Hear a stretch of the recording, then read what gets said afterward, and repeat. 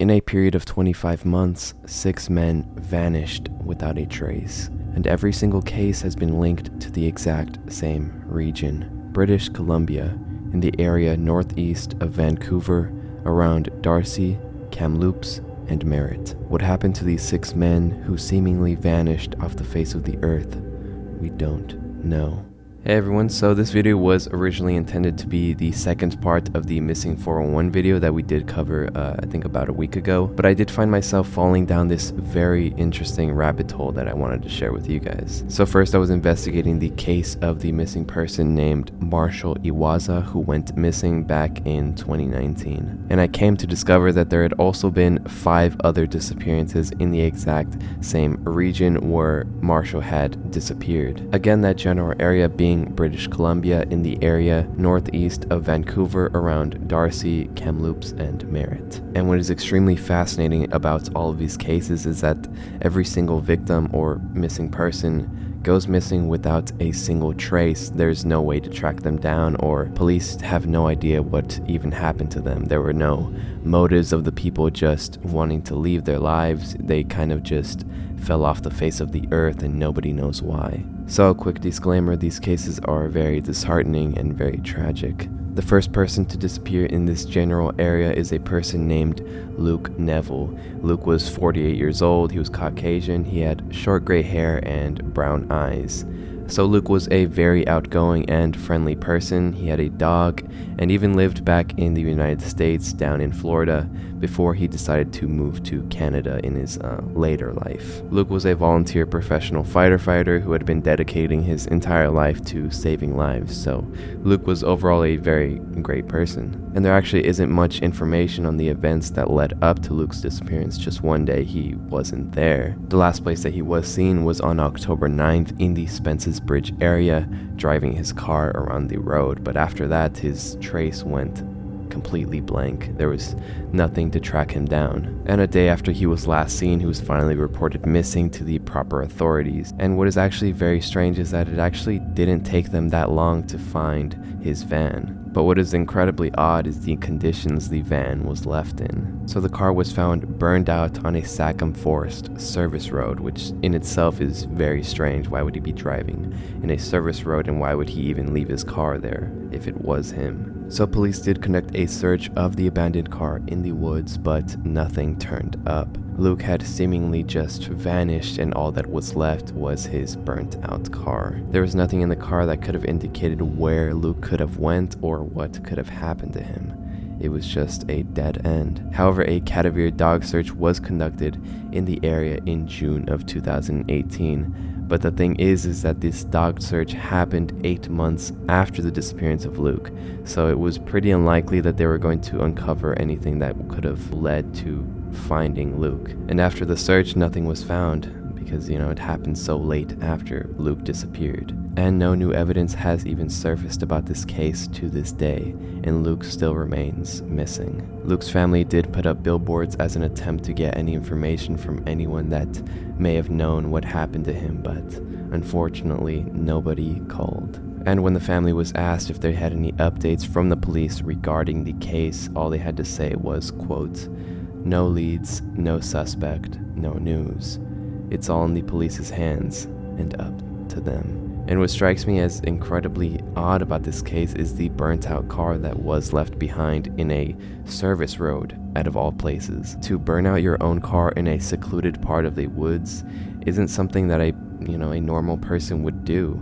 Deliberately leaving yourself stranded seems like an unlikely case, which makes me believe that there had to be something else that contributed to this burnt out car, another factor that authorities were unable to decipher. And that other factor is most likely another person that was involved in the disappearance of Luke, although a suspect has never been identified. The next disappearance in that area happens not even 5 months later. In February of 2018, a man named Ryan Shtuka goes missing. Ryan was only 20 years old and had traveled to a ski resort village in British Columbia, traveling to British Columbia to work the winter season alongside one of his close friends. They arrived to British Columbia on December 1st, roughly 2 months after Luke had disappeared, again in the same area that now Ryan is in. and it is very likely that Ryan had seen the billboards that Luke's family had put up as well, given that they were in the same area.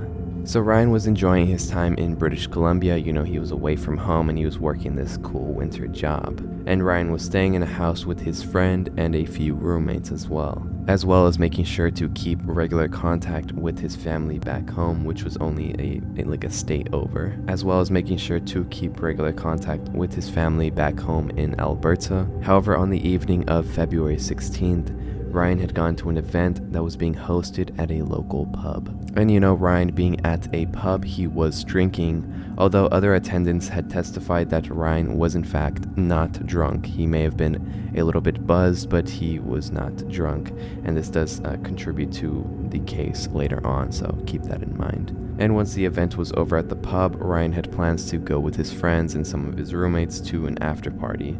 Although it wasn't anything crazy, it was supposed to be just kind of like a hangout, not some full-blown party. And one of Ryan's friends described it as a mellow gathering. After the gathering, it's now 1 a.m. and Ryan and his roommates decided to call it a night, and we're going to walk the 20 minutes back to the house in the freezing cold night. But Ryan told his roommates that he wanted to stay behind a little bit longer because he still needed to put on his shoes. And then Ryan told his roommates that they should just go on ahead and he'll catch up with them later. But when the roommates got home, Ryan had still not arrived.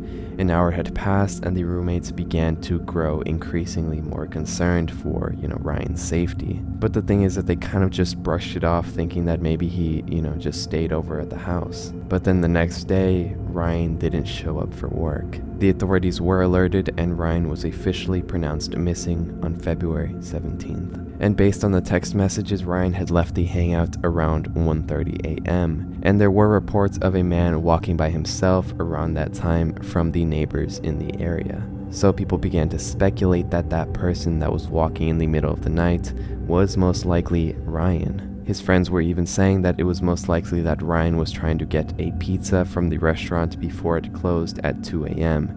And since Ryan left at 1:30 a.m., it was, very likely that he wanted to get there before the place closed, But the thing is that there was nothing to prove that this person was Ryan, the person that people had been seeing walking in the middle of the night, because none of the security cameras in the area were working. However, there was one man who had reportedly been woken up by some shouting outside, apparently hearing somebody outside yelling, quote, "Get in the effing car." But police tried to investigate this lead and it didn't lead anywhere because apparently nobody else heard it except for this man. So it is unfortunately hard to say whether this was in fact true. Over the coming months, bobcats, excavators, helicopters, drones, dogs, and a dive team were all used over the ensuing months. No footprints, clothing, or any other sign of Ryan have ever been found. The last ping from his cell phone was at 3 a.m. that morning he went missing. His parents had searched full-time since February and had to return to Alberta in June. And what's very tragic about this particular case is that Ryan's parents will go to Sun Peaks, where Ryan went missing, at least once a month to search for their son. There were absolutely no leads for authorities to follow, and Ryan had vanished into the cold Canadian winter night.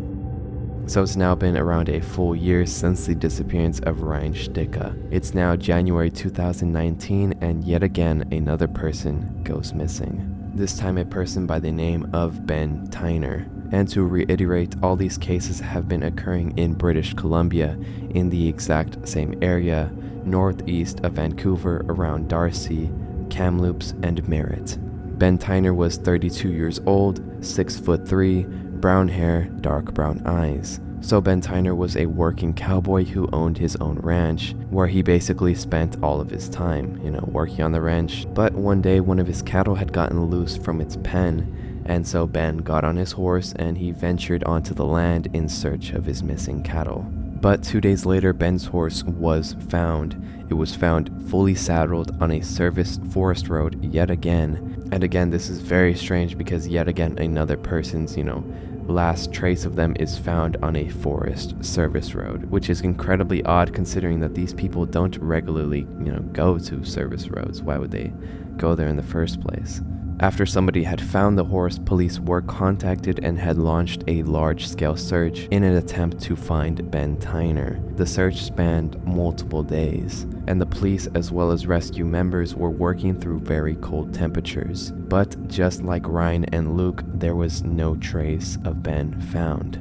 And what I find extremely odd about this particular case is that Ben's horse was left fully saddled, meaning that Ben was taken by something in the back country where he had ridden so many times before. So why this time was he, just gone? What's more is that the horse was not injured in the slightest, so there seemed to be no evidence of foul play at all. Ben was gone, but his horse remained. And what's even weirder is that the horse perhaps even witnessed what happened to his now missing rider, that horse being the only thing that probably knows what happened to Ben.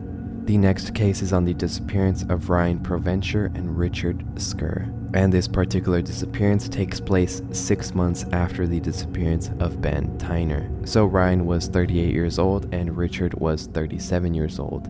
The two were last seen alive on July 17th, 2019 in Metro Vancouver. The two had planned to travel to the southern interior of British Columbia, and reports state that the two had made it to their destination. But on July 21st, 4 days after they were last seen, police found their car parked in a wooded area around Logan Lake. But what's different about this disappearance is that the two were eventually found around a month later after they disappeared, although unfortunately the two were no longer alive. Their bodies were found in a rural area north of Spence's Bridge, 80 kilometers from where their car was parked. And with this specific case, there was ample evidence to conclude that there was, in fact, criminal behavior involved with this case. Because in the past cases that we have talked about, there hasn't been sufficient evidence to, determine whether there was a suspect involved in the disappearance of those missing people. Although even though this case was classified as involving criminal behavior,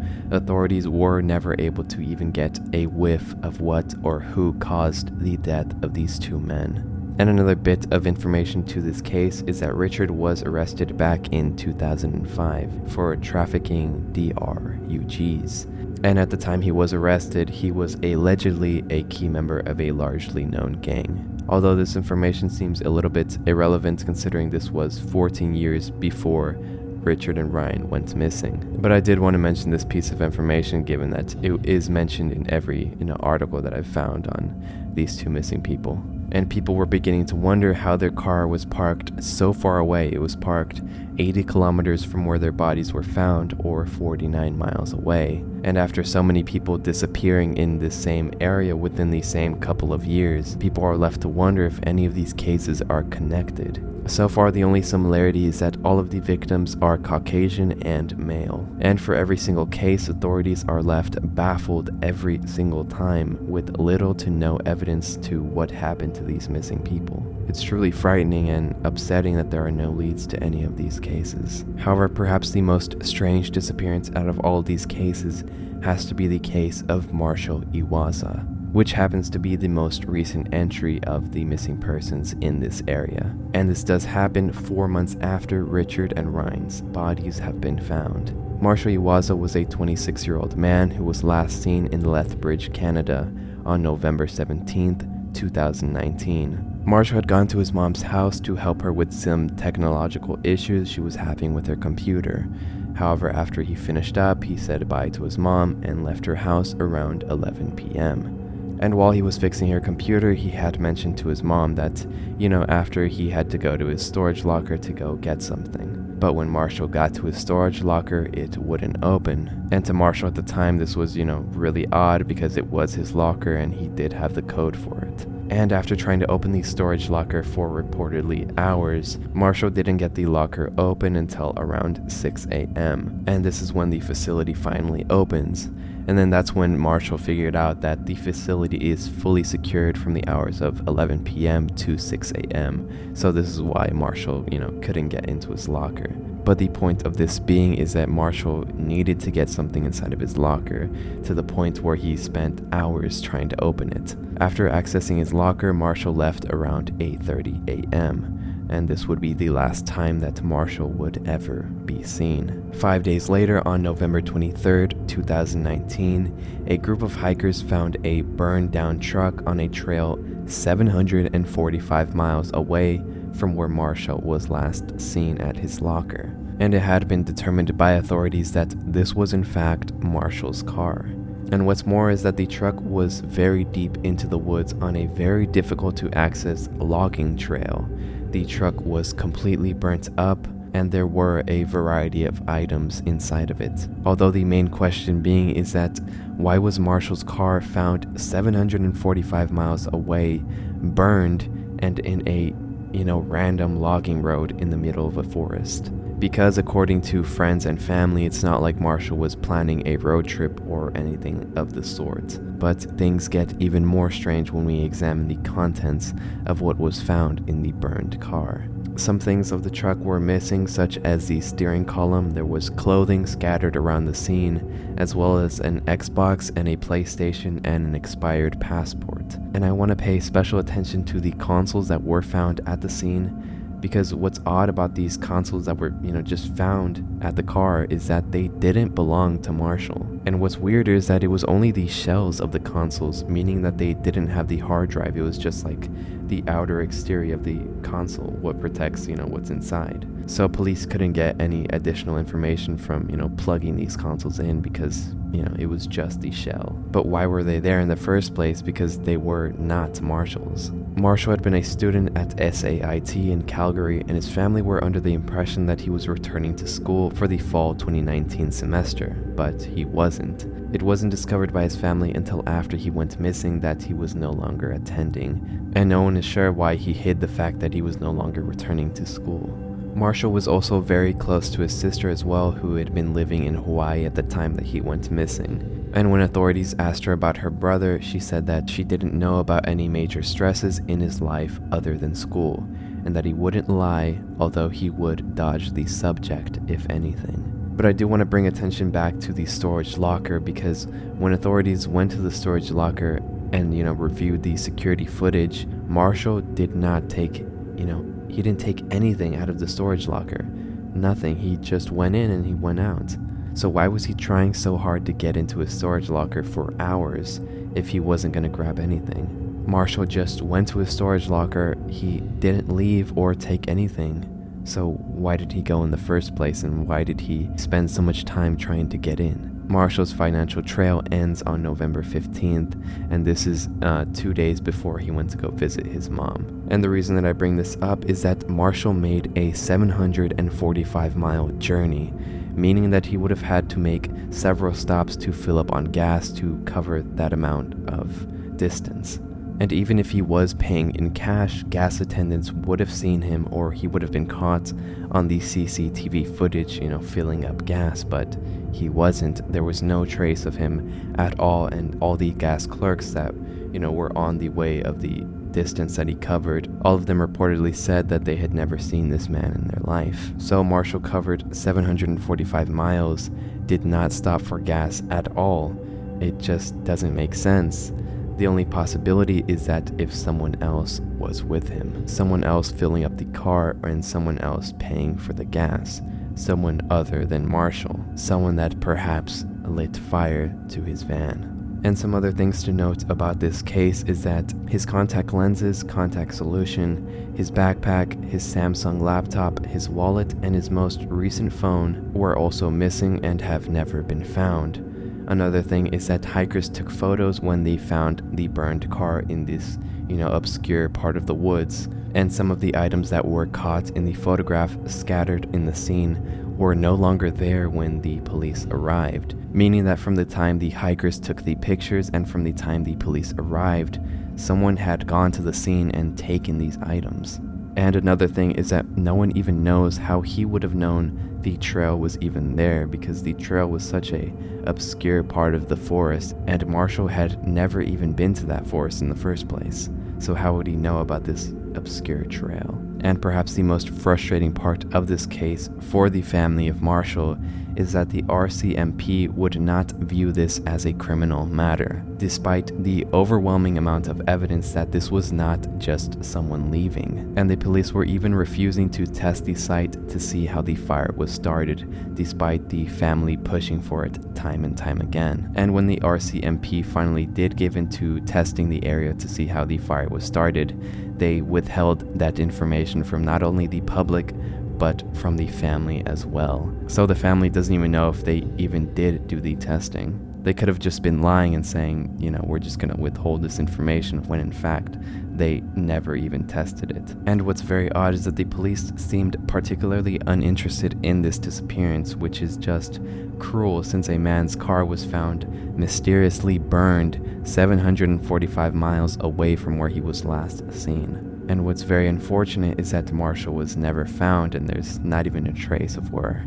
he could have gone or what happened to him. Within only 2 years, 6 people have mysteriously disappeared in the same area, with not even a clue of what happened to them, with no way to prove any connection either, other than all the victims were Caucasian and male, and that all these happened in the British Columbia, northeast of Vancouver. It is truly horrifying that none of these cases were ever solved. But yes, I wanted to give a huge thank you to all of my beautiful Patreons: Inspector Dom, Miguel Mejia, Nodabot, Stanner Furs, Kareem, Dylan, Mascarees, Robin, Anna, Cubery, Tensity, Estenia, Bleh, and 10 Tiny Bees. Thank you guys so much. You guys are truly amazing. And yeah, that's pretty much everything. My name is Wowman. Thank you so much for spending some time with me. And yeah, please stay safe. And yeah, I'll see you later.